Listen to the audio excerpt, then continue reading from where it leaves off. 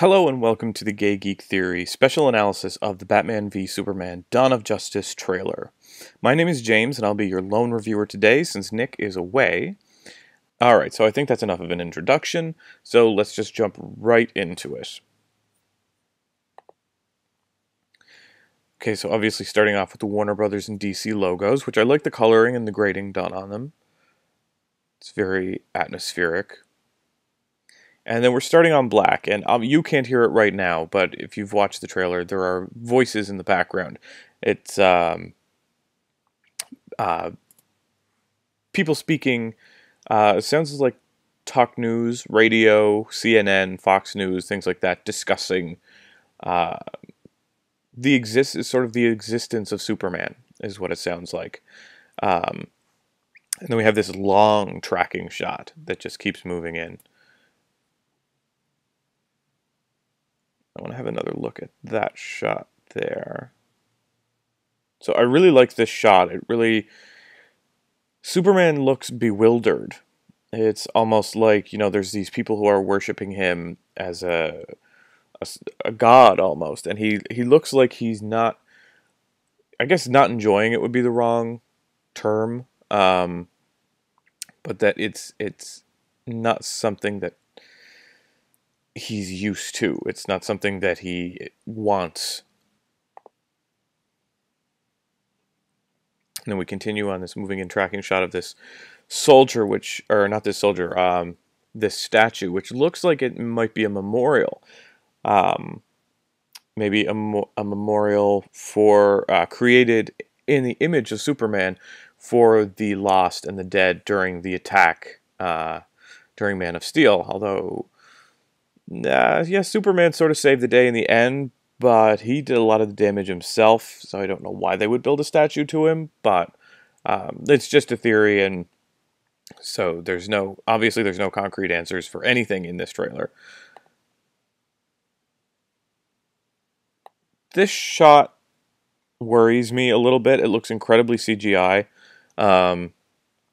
And Superman's head, I mean, obviously he's lifting like a rocket, so obviously he's straining, but I don't know, it looks like they just plopped his head onto a CGI body, which they may have. The shot is very computery. It doesn't look real at all. The cape doesn't even look real, which is disappointing. Even that looks computer generated.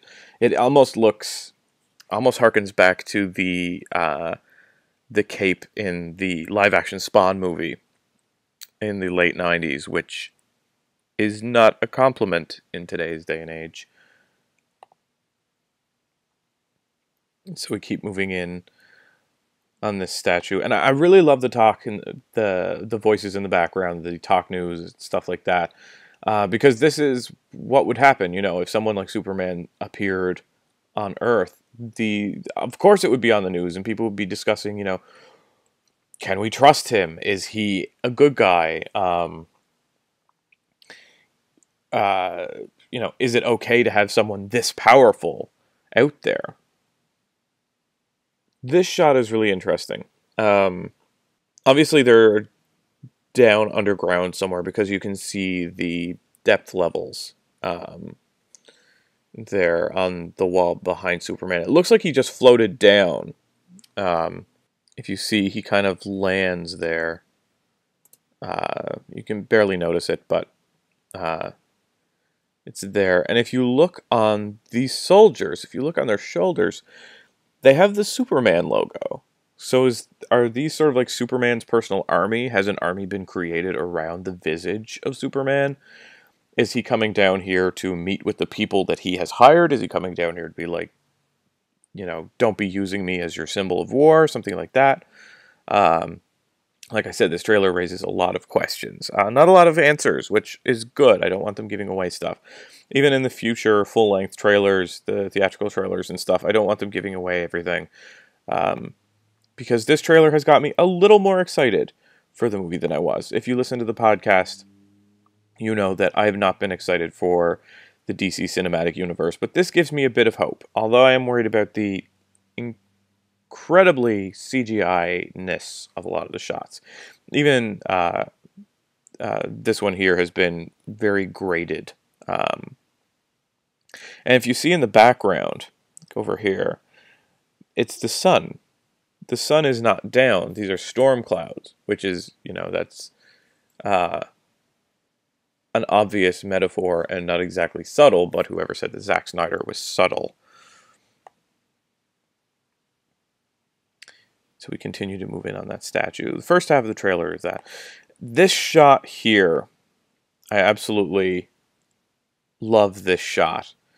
It is very reminiscent, I think, of All-Star Superman, Grant Morrison's run with All-Star Superman, which is basically putting Superman in a Jesus position, which I think is interesting, that DC and Warner Brothers would go with that route, sort of putting Superman in, everyone for decades has sort of looked at him as a god figure, and they are putting him in that mold now. They're not, there's no questioning it anymore. And I think that's interesting that they're willing to go that route with Superman and maybe even make him a bit darker, a darker figure than he has been in the comics and definitely in the movies.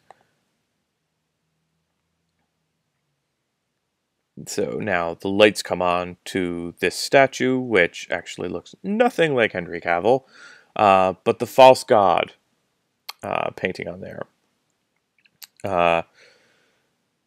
And this backs up my idea of that they're making him into a god figure, and maybe he is not doing it. Maybe it's the human population that is saying, this is a god, and he may not be comfortable with that. He may not like that fact, but a large swath of the population may be saying that he is a god, whereas another section of the population obviously does not think he's a god and thinks he's a false god, which is a very interesting way to go with the character, and I'm excited about that.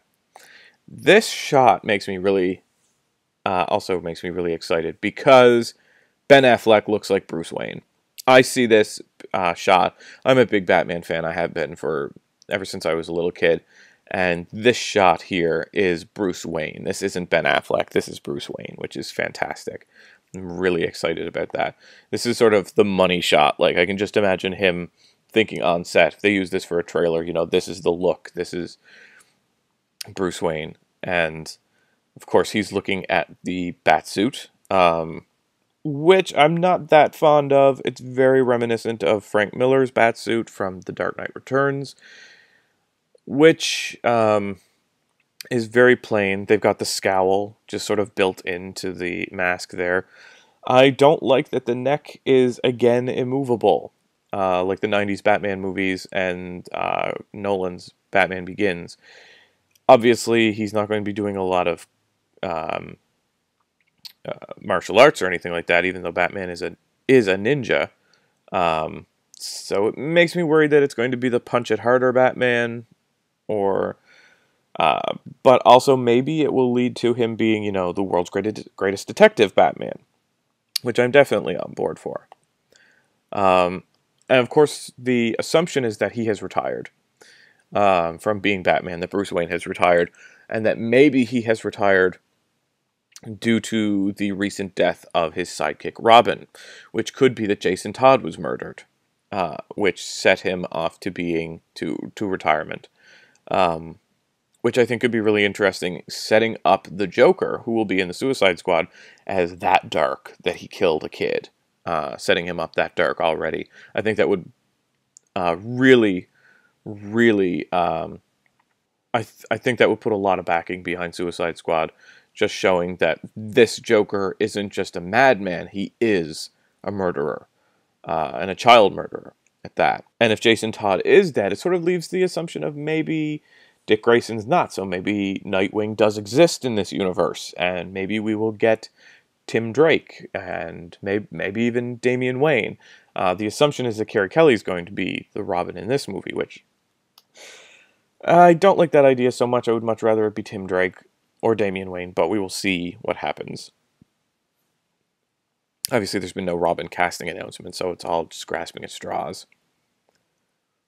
So in 2016, um, this shot here, it's a nice shot. There's, not a whole lot to talk about. Although I do like this question mark because it is very, very reminiscent of the Riddler.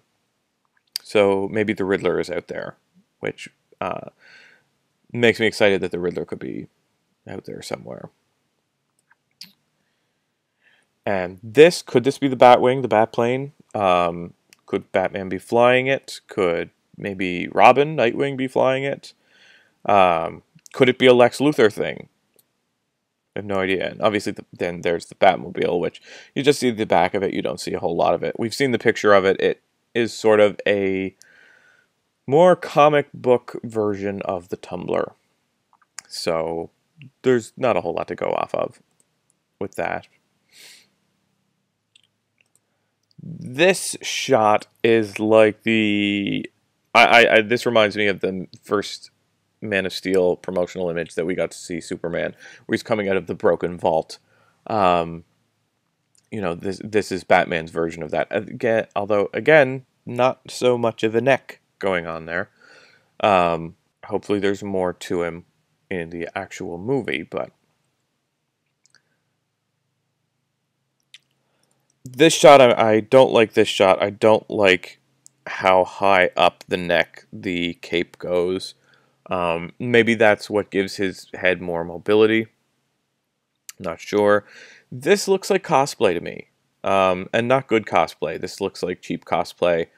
And it seems like they're trying to just copy the very famous shot from, I believe it was The Dark Knight, maybe The Dark Knight Rises, where Batman is basically standing on that thing right there, standing on a crane or scaffolding and looking out at Gotham, and it seems repetitive. Although,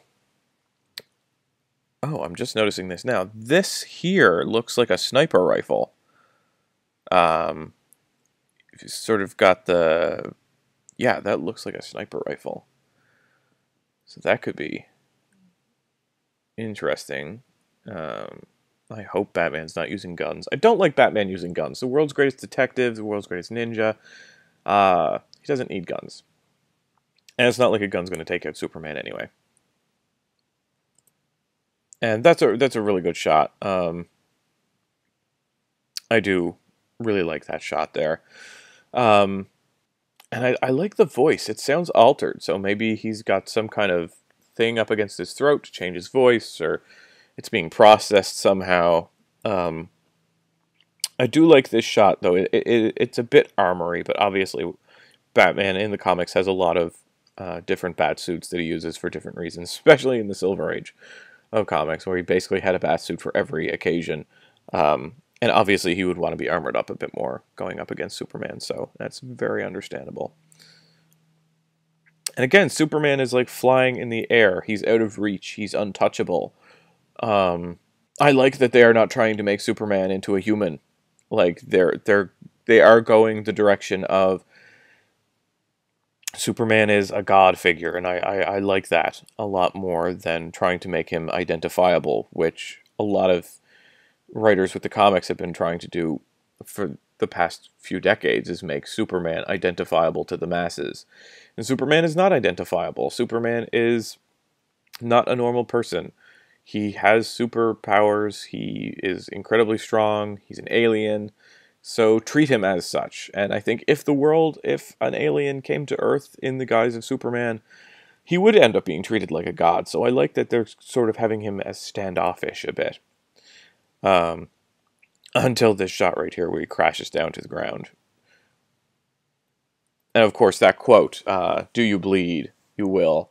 That's a very Batman quote, and I do like that. I do like that line a lot.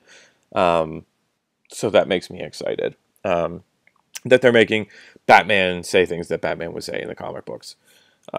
And here is the logo, the Batman v Superman logo, which is pretty well done. I don't really like that bat symbol all that much.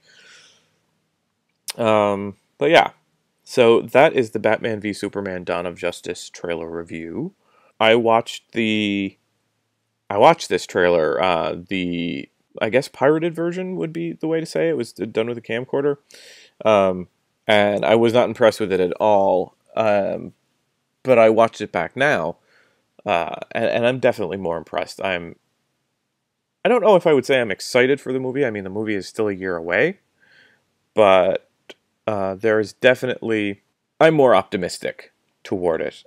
It seems to me like Zack Snyder is not in complete control. Maybe Chris Terrio, who's also a writer, as well as Ben Affleck, are having a bit more input on it, which I'm happy about because I really want to see a Ben Affleck directed Batman movie. After watching The Town, I think he could just blow us away with a Batman movie that he directs.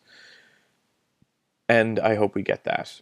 Especially if maybe it's a prequel to all of this and we get to go back and maybe see Batman with Jason Todd or Dick Grayson or dealing with a younger Joker or the Riddler or Catwoman, something. I think there's a lot of directions you could go with that, that DC could and should go with that. Batman has been their bread and butter for decades now, as far as movies go. They haven't nailed anybody, any of their characters on screen except for Batman.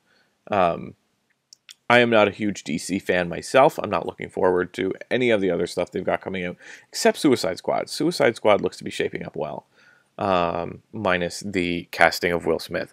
I'm not overly enthusiastic about that, but the rest of it I like.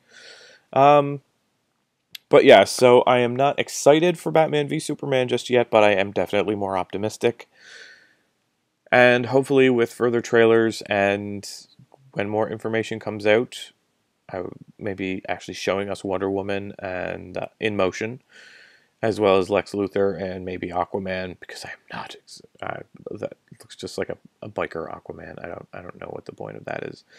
I'm not very optimistic about that. But so that is the end of the trailer analysis for Batman v Superman: Dawn of Justice. Hope you enjoyed it. I hope you will subscribe here to the YouTube channel. Follow us on iTunes, the Gay Geek Theory podcast. Check us out on Twitter at Gay Geek Theory and Gay Geek Theory Magazine on Facebook, where you can check out our magazine that's published every month. And on May 1st, we will be releasing a special edition Age of Ultron issue, the cover art of which has just been posted on Facebook. So thank you for watching, and I will see you when the next big trailer comes out.